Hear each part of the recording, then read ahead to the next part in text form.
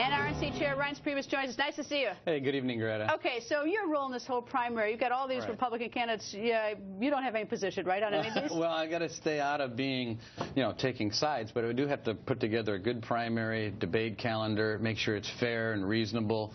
But that's funny stuff. All right, so but you can't say whether you think we've had too many dynasties. Of course, there might be a Clinton dynasty on the other end. Well, that's true. But you know what? Now that I think maybe it's a little bit more imminent that Jeb's a candidate, obviously Mom's going to be there for her son. So I thought it was cute, and I think everyone thought it was pretty funny. All right. Another potential candidate, Governor Scott Walker from our home state. He's gotten a lot of heat because some have objected to the fact that he hasn't graduated from college. Now, it's a little premature. He hasn't even announced he's going to run or not run, but is that an issue? Well, no, I don't think it's an issue at all, and I certainly think Howard Dean made himself look pretty foolish the other day in the morning. Look, Scott Walker is one of the smartest, most intelligent people that I've seen in politics, and he's really good. And, here's the thing. You make a promise, you keep a promise, and he's got a lot going for him. I think those kinds of shots are pretty pathetic, but if that's all you've got in the chamber, I don't think it's very impressive. Of course, everybody who didn't go to college is probably going to, be pretty offended by anyone who makes a crack about someone not finishing college. I know a lot of really smart people that didn't go to college. Me too. So and I know a lot of idiots that went to college too.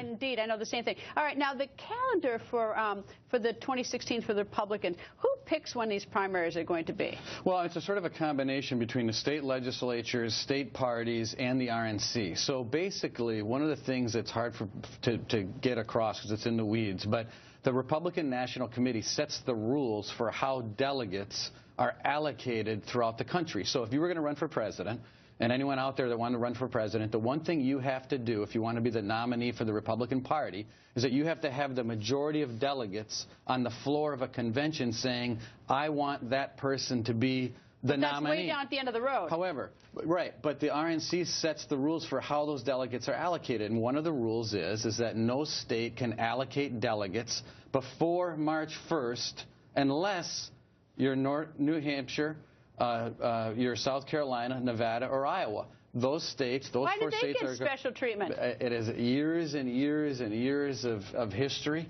and that's a debate too, but they do. And it is what it is. So those four states go in February, and everyone else can go starting on March 1st. Now, there's other rules involved and when and how. The convention being earlier, as you know, we're going to have it on July 18th. It'll be the soonest convention since 1980.